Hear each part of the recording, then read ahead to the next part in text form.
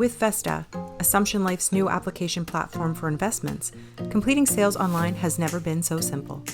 The first step? Mastering your dashboard, your portal to easier investing. Start by logging in using your Assumption Life or FundServe username and password.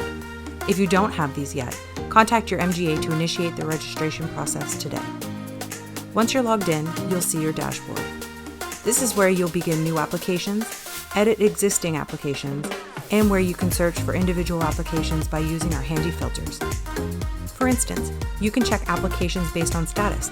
Statuses include in progress, pending signature, rejected, completed, and more. To start a new application, click on the New Application button in the top right corner and fill out the form fields. Note that an application that has been started but has not yet been completed will remain on your dashboard for 60 days.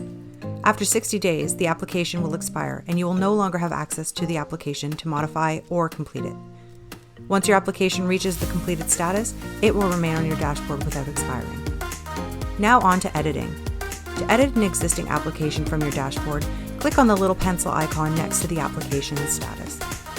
You'll have the choice to either resume an application, which will allow you to edit an existing application, or you can select cancel a signature if the application was complete but edits need to be made.